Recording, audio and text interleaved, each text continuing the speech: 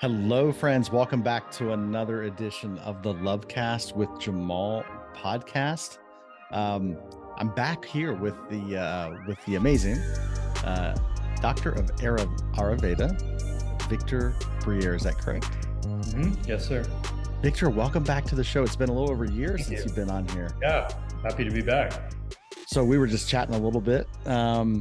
You are coming to us all the way from the great nation of Italy at the moment. Yes, definitely. Tuscany. Yeah.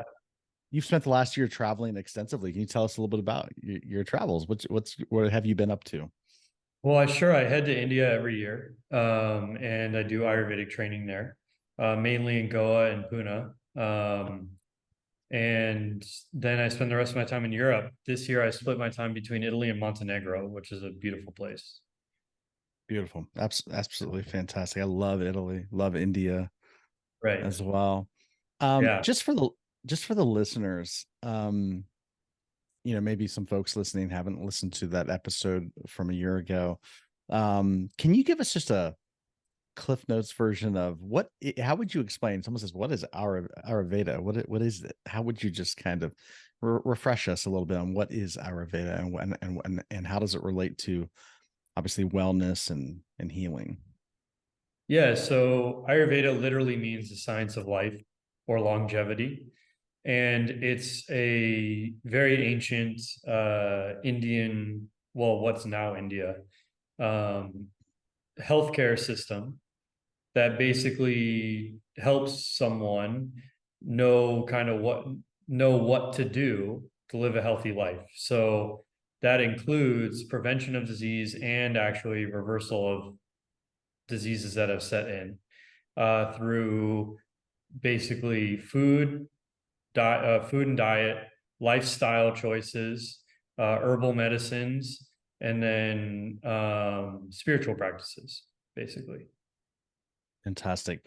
And I would encourage everybody listening to this episode, to go back and find my first episode with Victor, in which he talks a lot about his own journey, from chronic debilitating back pain, how he discovered Ayurveda, how it literally transformed his whole life, and now obviously as a doctor of Ayurveda and his practice now, and how he's helping people. And so I really encourage you to listen to that episode. But I wanted to follow up because health is, it's not, health issues are not going away, and we're ramping up into another quote unquote season where I feel like health issues are making the headlines again. And, there's all this conversation around disease and, it's, here in the Northern Hemisphere, we call it flu season, infectious disease season, all this kind of thing. And everyone is encouraged to kind of go the pharmaceutical route. Right. How do you, before we get into the kind of the meat of our conversation today, can you speak to that a little bit? How do you address that? How do you deal with that with folks? Well, in most cases, we're as susceptible disease as we are set up to be. So, disease doesn't pop, the vast majority of the time, disease doesn't pop up out of nowhere. Even infectious diseases like COVID or the flu or something like that, right? Have a huge, whether someone gets that disease, and actually more importantly, how well they do with it, right? Depends on how healthy they start out.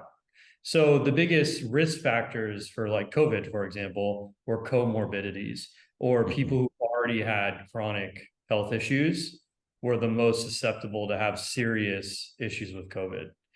Now, that's not to say, of course, you're going to find the one headline or the two headlines of the 26-year-old who was in perfect health who, all of a sudden had these major problems. So yeah, but that's an outlier, right? The vast majority of people do much better with any kind of health threat when they're already healthy. Absolutely. And so, but we kind of have this idea in the West that, you're healthy until you're sick, but that's not really true. There are a lot of red flags, a lot of warning signs for most people when their health is starting to go by the wayside. I, And yeah, and in Ayurveda, we of course want to prevent all that. absolutely, absolutely. No, it's so well said. I appreciate what you said there about, in the West, we're trained to think that we're healthy until we're sick.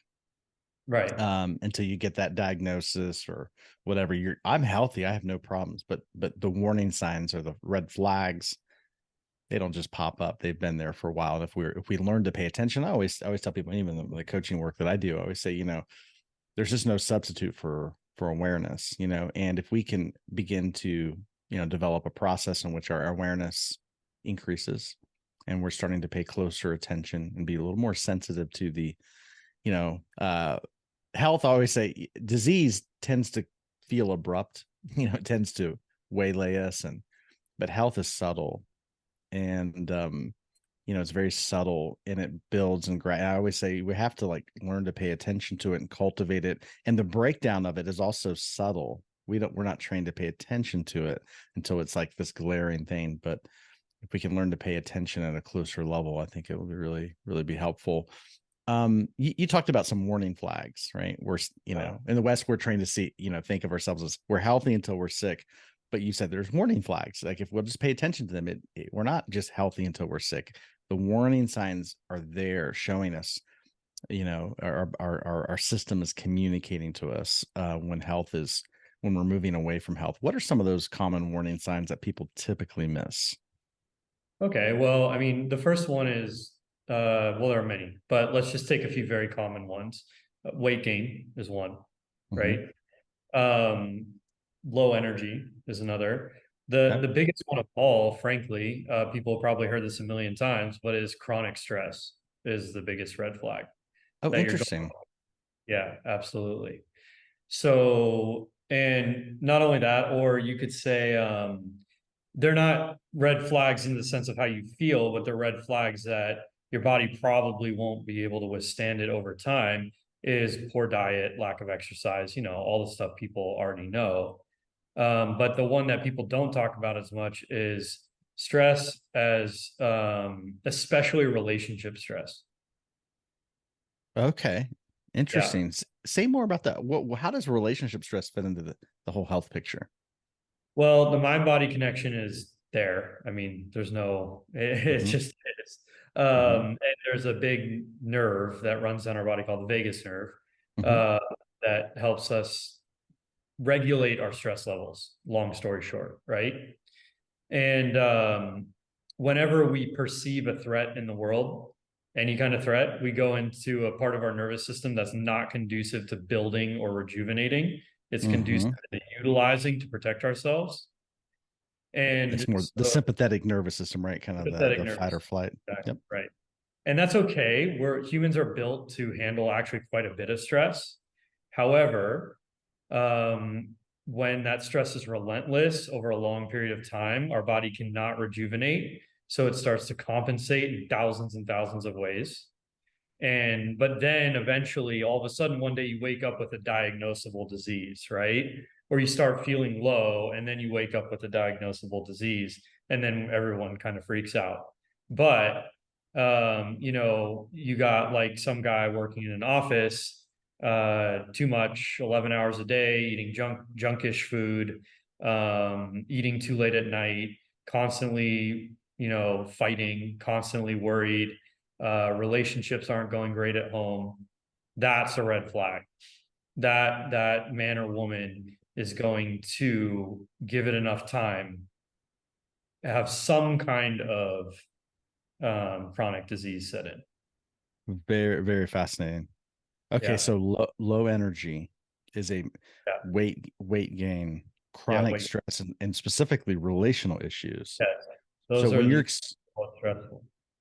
totally, so would you say that? I mean, I'm sure it's like, these are, it's not like one becomes before the other in the sense of, I would imagine when it comes to relationship issues, and I deal with this in just some of the work that I do, that if you have low energy, if you're not if you're not grounded within your system, within your being, and you're constantly in reactive mode, well, then obviously that's gonna lead to relational issues, because you're not going to be able to respond to your partner the way that you need to. But on the flip side of that, if the relationship isn't going well, and there's Right. stress in the relationship, then that's also going to trigger, Of course. the fight or flight kind of mechanism that's going on, which then what you're saying is over if you let that go, if you just learn to people have a myriad of coping mechanisms, right? They're just they kind of sweep it under the rug. They medicate by eating, right? So they just kind of eat a poor diet. Maybe they stay up too late. They maybe whatever they're doing. Sure. Like these things are going to compound into a chronic disease over time if you don't, mitigate is what you're saying. Right, exactly. We compensate in a lot of ways. And the paradox of relationship issues, at least for the modern Western human, is that, well, actually human nervous systems are definitively wired to be communal. Mm, Uh, we are actually not very good on our own. mm, It causes great levels of stress. Not saying you can't be alone for a period of time, but to sure. feel isolated, to feel alone, and to Hmm. feel lack of community support, which many, many, many, many people do, sends a very heavy message to the nervous system that things are not okay. And so the compensations start to set in to feel okay. That means comfort eating, smoking, drinking, you name it, whatever. We can addict to anything, Sure. screens. Sure. Yeah. So, but we're actually not wired for that.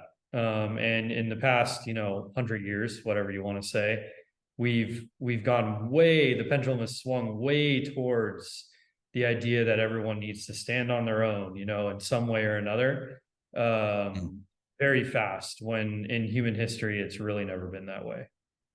Oh, that's fascinating. Absolutely. So a lot of just people feeling cut off, disconnected from Right. themselves, from other people, obviously. Oh, This is just that's a depression. Depression is a red flag, big red flag for disease. gotcha. Yeah. Depression, low energy, weight gain, chronic stress, relational issues, depression.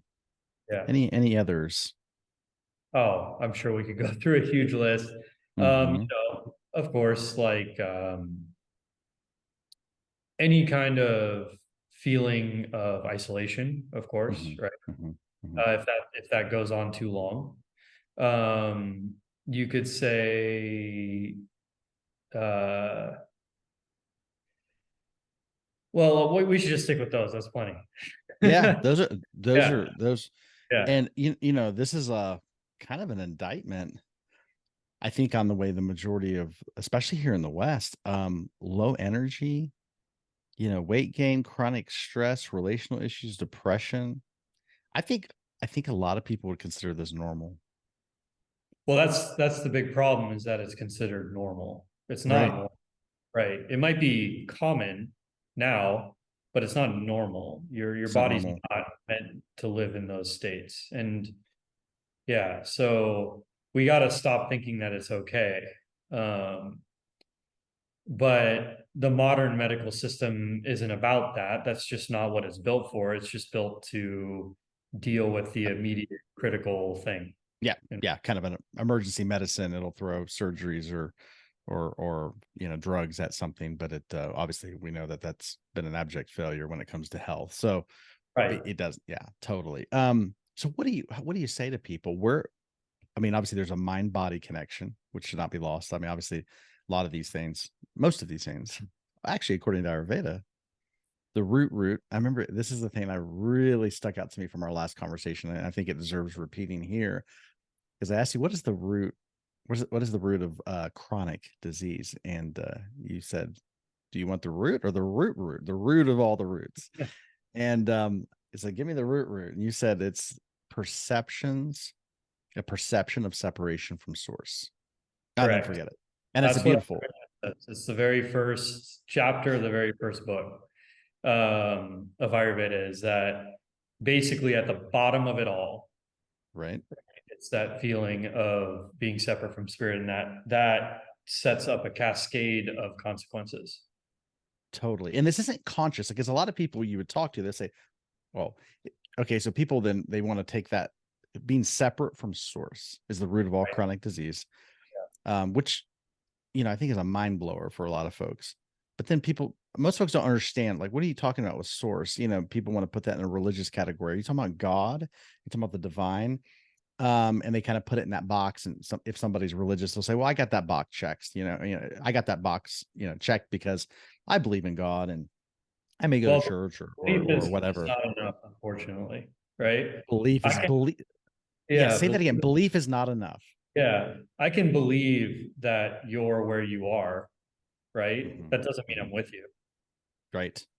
right? Or that doesn't mean I feel your presence, in my life on a moment to moment basis. So there's an experiential nature. And so and then if you're not religious, right, and then, or if you have some baggage or if you've had a bad experience with religion, whenever somebody says, oh, source, you're talking about God. Well, I'm not religious. That's just not kind of my thing, and they discount it. But I want to say, like, this is not something any human being can discount, not from a place of this is not about advocating any particular sect or doctrine. We're just talking about your health. We're just talking about your state of being. Right. Can you say more about what do you mean by source? When you say the root of chronic disease is Yeah. separation from source, what do you mean by source? That's a huge question. I don't know if I'm equipped to answer it, but I can tell you what Ayurveda says and what a lot of people who have mastered that have said. It's Hmm. great Hmm. spiritual people. So basically, in the Ayurveda belief system, or it's more than that. I mean, in the whole Hmm. history of human spirituality before Judeo-Christian reality, basically, right? Hmm. There was no the existence of God was not outside, right? You didn't have to go anywhere or Hmm. do anything. That's an important one, Hmm. right? To have access to that connection. It dwelled within, so to speak. Within within Yeah. you, But not absolutely. within the mind. Um, Oh, okay. Now right. that's a big one. That's a big So, distinction. Not yeah, within the mind, yeah, but you within can't think you. about it, right? Right. Right. And it's imminent, right? So there's no actual possibility you can separate from it. But we perceive that we are, especially when life's not going the way we want life to. Or even sometimes it's the reverse for people, right? Like they really actually do connect more with their core authenticity when life's not going well, and they kind of forget about it when life is going well. Whatever, it doesn't matter, right? The Hmm. point Hmm. is, we because we have our mind, we create all these kind of illusions about what's real and what's not real and what's true, and but true with a capital T, not like, it's true that Bobby had a cup of water. That's not the kind of truth we're talking about, right? Right. We're talking about a state of what, like, in Hinduism they call it, there's a word for it in every culture, but in Hinduism they call it bliss, Hmm. right? Where you Hmm. realize that it's an embodied realization that you're not separate. You're actually together with everything, and that any separation is only perceived Mm. and not actually real. That's what they're talking about. And then that gives you a sense that removes isolation, right? Yes. And so, in those great spiritual traditions, they always talk about how no one really dies, right? No one's really Hmm. born. Hmm. They just, man, if they incarnate, Incarnate. Hmm. right? And then there are purposes for that, blah, blah, blah. But that's getting into the details of it all. And that's not what we're interested in right now. But basically, like, this whole idea that there's a beginning and an end to the real you Mm. is a lie. Oh, totally. And so, but if you can really believe, I mean, really believe that, which is not, we can't take that lightly, right? Right. Then, there's stress takes on a new meaning. How much are you going to care about whether you have a red Lamborghini or a blue Lamborghini? Mm. Uh, how much do you care about this and that, when if you really take that perspective in life. Sure. So your system becomes much more stable. Mm. It's yeah, I love that, and your system responds to these certain perceptions, right? It's really interesting. I don't want to gloss over this because this is so important for because it's subtle, right? But when we're not meant to, when we live in this idea of a beginning and end to your life, and especially when you love people, people, obviously we experience on this plane of existence, we experience people being born and we experience people dying. But if we don't have an awareness beyond the body and the mind construct, which is it, then it produces such stress on the system because our system isn't designed to interact or to operate from this play. It really kicks on what I'm here to say. It kicks on this fight or flight mechanism, this sense of existential crisis of loss and constantly being lost because we're so identified with this physical body or mind construct.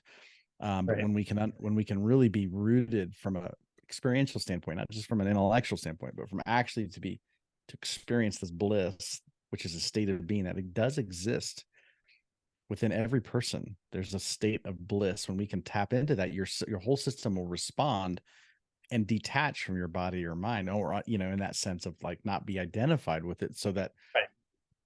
you're not so traumatized by this thing called life and the processes of life. Right. So good. So, and there's obviously we could That's say the so idea much more of, about that. yeah, that's the idea of most Eastern spirituality. And then when Mm, Western spirituality came around, it removed God from the inside, put it mm, as an external thing, and then you had to go through an institution to get to God. totally. And and then if you're a believer of that, which is, this is I don't want to, that's casting maybe too wide a net, but basically, if you're going to believe that God does not dwell within, you're always going to feel separate. So good. And that's it's a shame because Jesus gets a bad rap here in the West. Obviously gets lumped in with the Christian traditions of things. But one of the, I mean, I would say the bedrock teaching of Jesus' message was the kingdom of heaven is within you. Right. Yeah. Jesus was, preaching it. Yeah. So, right. But we, come on, we don't, there's some, of course, wonderful Christians who follow the teachings of Jesus, but many don't. I mean, let's just Yeah. be real, right? Yeah. Like, Yeah. It's it's not just, really emphasized or taught even. yeah. So, um, that's not gonna produce a state of health. Totally. Absolutely. So if Um, you're talking about spirituality as a box you can check, you've already kind of betrayed yourself. yes, Yeah, how does that totally. work? Right. It's Well, not something, this is right. it's probably the whole other subject, but I remember there was a trend of like, even in the United States, the parts of the country that corresponded to like even the Bible Belt, for example, were the actually tended to be the most unhealthy, Right. literally Yeah. unhealthy parts of the country, in terms of chronic disease. And I don't think that's just a random. I think there's some correlation there between the two, and so that's a fascinating topic. But um, I mean, if you tell I, a child that if they don't act a certain way, they're going to burn in eternal hellfire, yeah, uh, I mean, there's going to be some consequences, health consequences to that. If the oh, child totally, believes it. Yeah. 100%, hundred Because now you're percent. in It a constant state of fear. yeah, constantly. Low grade, under the first few layers of life, right? Yeah, it's not conscious. It's deeply Right. subconscious. Yeah, Exactly. Right. yeah. Beliefs and perceptions and the mind body connection is fascinating. I know you've been passionate in the last. Well, I'm sure this is not anything new, but you've been kind of emphasizing. We talked a little bit before the show about. I mean, you've been really doing a deep dive on diabetes as a chronic disease that affects so many people. It's not getting the press that it really needs. It's an epidemic. Can let's talk about that. What's catching your attention with diabetes? What would you like people to know? Well, okay, the first thing I want people to know about diabetes is that it's kind of like the quintessential lifestyle disease, right? Mhm. So, if you're sedentary, which many people are, that means sitting around in a desk, office chair, at home, whatever, any of that, right? And 20 minutes of exercise doesn't cut it to not considered not be sedentary. Mhm, So most people in the West live a sedentary lifestyle, right? mhm, mhm. And you eat too much, also the condition of the West, then you're much more likely to develop diabetes. And the rates of diabetes are skyrocketing, right? And I mean, sadly, you got children, young children getting high Yeah. rates of diabetes now, right? Low quality food, sedentary life, all that stuff is popping up so early when it used to be a disease for people who are, approaching more advanced age for most people. I'm talking about type 2 diabetes, right? Type 2. Okay. Yeah. And so, but Ayurveda is incredible at reversing diabetes. Amazing. It hits a nail on the head. And most cases of diabetes can be helped significantly. I'm not saying you can take it away forever, right? But can be like 90% and made manageable, right? With lifestyle changes and diet changes and some herbal remedies for a time. So I've been focusing on that a lot because it's a major problem that we've got Mhm, going on right mhm, now. And it's completely tied in with depression because depression creates more sedentariness. And mm. depression is the number one increasing disease, mental health Oh, wow. disease in the world, right? Because of isolation, basically. And computers, I know we're on one right now, but basically the advent of social media and half-hearted connection is the culprit of that. Uh, that's Yeah. super interesting that you mentioned that. Yeah, that unbelievable. Like, yeah, that we're as connected technologically as we've ever been as a species on the planet, and yet we're the most disconnected we've ever been because of it. Yeah, because people are afraid to do the heart to hearts, the spirit to spirit, and that so people listening to the podcast, some of them might be in more connected circumstances, other people might be completely alone. But the reality is, the average American has gone from having six close people that they could call on in their life, right, in joy or sorrow and feel like, okay, this person is here with me, we're here together, right, down to 0 to 1. Interesting. Yeah. Wow. So that creates a deep feeling inside people that you cannot think your way out of, you can't manage your way out of, you can't Facebook your way out of, you can't Twitter your way out of it. It's not going to happen, right? The human nervous system not optional, right, Needs needs connection. face-to-face touch human connection in order to operate well. And because we believe that we don't need that anymore, we start getting sick in the ways that Ayurveda would say you would get sick. So you get depressed and then you become sedentary, then you get diseases like diabetes or whatever. Wow. Absolutely phenomenal. Um, let's say somebody, so the warning, I would imagine the warning signs of diabetes are probably the same as the warning signs of most chronic disease, right? Sure. Low energy, weight gain, chronic stress, depression. So let's say somebody comes and even like elevated A1C, right? Kind of in your blood Mhm. markers, right? So what if somebody comes with the warning signs, pre-diabetic, if they're considered pre-diabetic, what how do you personally start to treat a person that is suffering from diabetes or pre-diabetic? Well, the first, so we would approach it on three levels, basically, right? Okay. The first is that they got to start exercising every day. That's just fundamental, right? Okay. 45 minutes, good exercise. And of course, those routines are set out, right? They're not random. Okay. Every day. Are you talking about like muscle building or No, not cardio muscle or building, more, you could call it cardio, but more like getting circulation increase, heart rate increase, moving the whole body, synchronizing the body. It's not just about movement. So, coordinating the body, right? All those things. So not just going to the gym and pumping iron. That's not what we're gotcha. talking about. Yep. Yeah, in most Yep. cases, that's actually not good. Yeah. Okay. The Interesting. second thing, yeah, the second thing is that they, of course, will have to change their diet. And that doesn't just mean eating the right foods, it means eating at the right times. But Mm, the problem is that when you're asking someone who is usually feeling low, that's usually the case with mhm, diabetes, pre-diabetes, mhm. Mhm. to do these heavy disciplines, which are not easy even for healthy people to do, Sure. right? Uh, they're not going to be motivated, right? Because the essence of the disease is sedentariness, right? So Sure. they're already Sure. struggling with lack of motivation most of the time Sure. to do Sure. these types of things.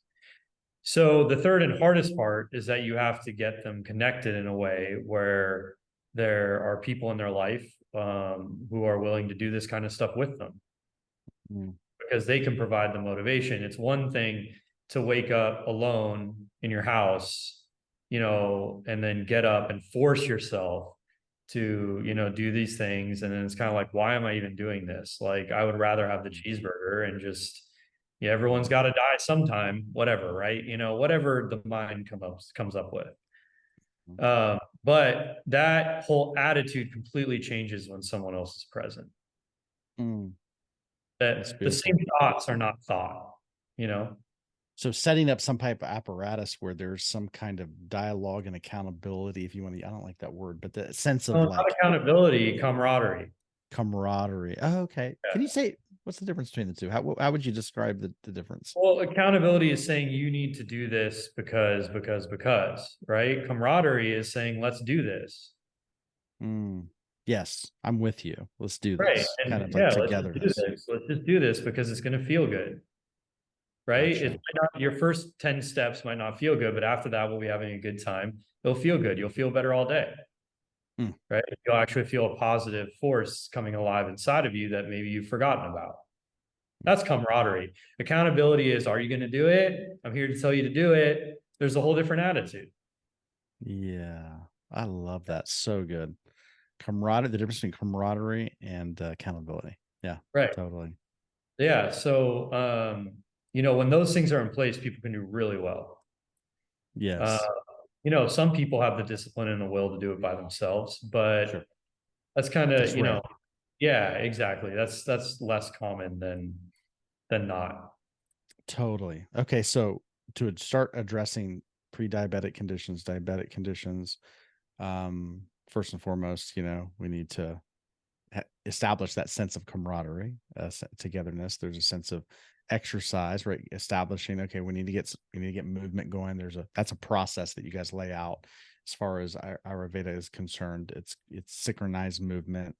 Are you referring to like yogic practices, or could that? Well, yeah, of course, that's what I always use because I'm Mhm. familiar with that, but it's not exclusive to that, right? Sure, sure. It can be a vigorous hike. It can be Mhm, qigong practices. It can mhm, be, there are so many things out there now. It could mhm, be calisthenics. It can be all that stuff, but it's got to be vigorous enough to increase the heart rate, get the blood pumping, and to produce some sweat without mhm. exhausting the person. Right, totally. And That's it a has fine to go, line. yeah, Yeah, it has to go on for, you know, 45 minutes or so. gotcha. It can't be a 10-minute thing.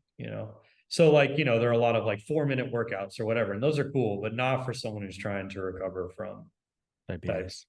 Yeah. Yeah, totally, totally. So then obviously diet changes. Yeah, that time has to be devoted. Um, and then of course the food changes are hard, also time consuming, right? Mhm, mhm, And that requires some discipline. mhm, Uh, but I think what a lot of people do find is that it's the first few weeks that are the hardest. mhm. And then you're kind of like, oh, well, it's so worth it to do this. I just don't Yep, want to go the way I was feeling. Right. sure, But those absolutely. those first few transition weeks are very challenging. What would you what were some of the like obviously if someone's just listening to the podcast and they're going, they may feel a little overwhelmed when it comes to diet changes. What are some of the basics that you would encourage people to start doing immediately when it comes to just shifting the way they may think about food and what they eat? Well, for someone with diabetes, they need to basically start becoming a vegetarian. Okay. Which, some people are like, what? But again, it's like after 2 weeks of being a vegetarian, you're going to be like, I don't want to go back, you know? Hmm. So it's those first few weeks that get people. Um, and then there are the social fears around that too, but that's a separate story. Um, so there's that. And then eating at the right times is extremely important. So, Okay. a lot of people suffer from emotional night eating, which Yes. is disease causing factor, right? So, Yes. it's 8 o'clock at night, you've gotten home, maybe you're alone, or maybe your relations are a bit distant or whatever, you just aren't feeling that great. And, you look to tomorrow and it's going to be another day of work, which is fine, but not great. And you're sitting there and, you turn on Netflix or Facebook or whatever, and you start eating. That's super common, right? Yep. Yep. Devastating to the body over time. Devastating. Yep.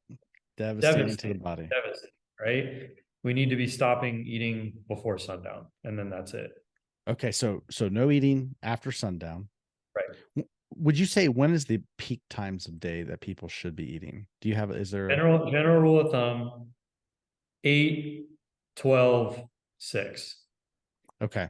So kind of the based around the solar kind of, Completely based on your circadian rhythm. gotcha. So 8 a.m., Yeah, noon, 6 right. p.m. Or for those who really want to do it, really Mm-hmm. authentically, Mm-hmm. 12 and 6. 12 and 6. 12 and Or 6. 8 and 1, 8 and 12, whatever. So either skip breakfast or skip lunch. I mean, dinner, sorry, but never skip lunch. Okay. Okay. Now, that doesn't mean you're not drinking any liquids. It also doesn't mean you don't have a piece of fruit or something, right? We're talking Yep. about, Meals. yeah. Okay. But we should also not be constantly snacking, right? Right. So it doesn't mean you have an apple and then 20 minutes later you have a handful of nuts and then an hour later you have a bite of something and then another hour. That's too much. That's not what Yep. we're talking. Yep. Yeah. Yep. Totally. Because your body needs time, that you need to be in ingestion, digestion. Exactly. So your body has to be focused on, what is it doing? Am I eating? Am I ingesting? Am I digesting? Am I, absorbing, or am I eliminating? Like, which ones am I doing? And there's times for each one, and that's a whole other. But so okay, so that's really helpful. Can you say a little bit more about why a plant-based diet is better than, non-vegetarian, diet when it comes Yeah, to I mean, diabetes? I could say it, or people can rely on the countless amounts of research. I mean, there are conditions in which someone should eat animal flesh. Um, those are usually, they're described in Ayurveda very clearly. It's when someone has specific issues of emaciation, things like that, right? But save that. Like, we're talking about completely malnourished, underweight kind Yeah, of thing. I need Total. to Okay. gain muscle or, fat quickly, right? Really Gotcha. quickly. And even then, it's not like eating a steak. It's Right. more like soups and, things like that. Sure. Uh, basically the human body is under a lot less digestive stress. Meat is very heavy to digest and Mm-hmm. requires a lot more of everything for the body to digest. Mm-hmm. And it can build great muscle and things like that to form a certain look. But the reality is actually the human body becomes much more efficient on a vegetarian diet. And, there's like the movie, like The Game Changers and stuff like that, top performing athletes are vegan and all that stuff, right? Mm-hmm. The human body becomes way more resilient, heals way faster, way more endurance on a completely plant-based diet. Amazing. Yeah, Yeah. amazing. Love it. Yeah. So, and Ayurvedic has promoted that for millennia. Sure, totally. Yeah, Yeah. totally. Yeah, and like, this isn't anything new. This isn't a fad, because I Oh, know there's these fads. I know there's like a fad out there now. Again, not to get too controversial here, but there are people that are just like, carnivore diet, all meat kind of thing. And there's some benefit. People will say, oh, I just started eating all meat.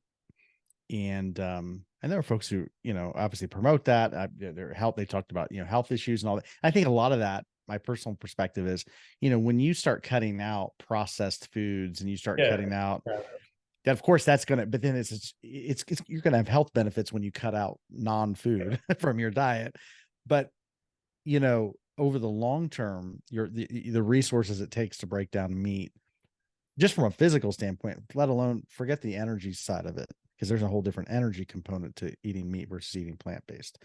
And that's a whole other, if you're interested in elevating your spiritual perception, that's a whole other Right. conversation. Then it's obviously recommended to eat plant-based. But from strictly a physical standpoint, just the tax that on your system from breaking down flesh in your body is just it requires much more energy to do that, and it's less efficient. And so where I know we could probably go on for a long time here, but where should people start? What, like if someone's listening to this and you had one piece of advice for folks to begin to like, okay, I want to start taking charge of my, maybe you're pre-diabetic or are struggling with diabetes, or have some of these warning signs we talked about when it comes to like low energy, weight gain, chronic stress, depression. Where does a person start addressing that? Well, I mean, talk to a professional. I will always say an Ayurvedic professional, right? So you can Mhm. always contact us. I'm sure you'll Mhm. put the notes in the show notes and all that stuff, links in the show notes. Mhm. But don't do it alone. Do not attempt to do it alone. Your mind Mm. will trick you. There is an old saying that the mind that got you to where you are is not the mind that can get you out. So Mm. you need to borrow, I'm not saying permanently become reliant on, but you need to borrow someone else's mind Mhm. who knows what to do. And in this day and age, that's daunting because there are a lot of people who say they know what to do. But one of the things I think Ayurveda's got going for it is it's so time tested. Mhm. Same with Chinese medicine and all that stuff. So if you can find a good person in that world, or just someone you trust, who just has your best interest in mind. It doesn't Sure. need to be a perfect process. Like, Sure. that's not what we're going for. It's not going to be a perfect process, right? But, if your diet's a mess, right? Mhm. Then even someone telling you to say, hey, stick to 3 meals a day, even if that's not the perfect thing, that's still going to create a lot of improvement in your life. And then you can take it from there. Just take that first step, right? Mhm. And because when you feel better, you think better, you act better, everything kind of works better just on a fundamental level. Mhm. Um, Mhm. and of course, diet has a huge role to play in that. Of course, your well-being has a huge role to play in that. Absolutely. So good. So well said. Tell us tell us where people can, like, what is your website? Where can people find you? Well, you can reach me easily, www.iiayurveda.com. That's short for International Institute of Ayurveda.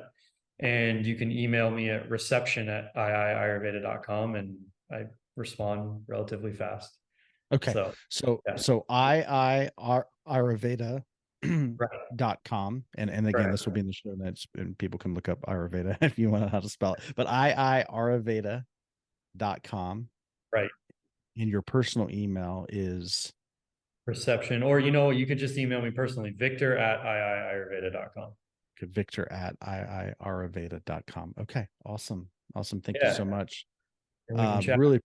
Yeah, absolutely. Again, this is a conversation. What I love is that, and I say this in coaching all the time, like, this isn't an intellectual idea. This isn't just some information. This needs to be a process. If you're interested in moving into health, like, you have to embrace a process, and it is a process. And like I said, it's not perfect. But you have to start somewhere, and then obviously it can be tweaked, and you guys really help folks with that when it comes to the holistic health journey. So really appreciate the work you're doing in the world. Thank you for coming back on the show.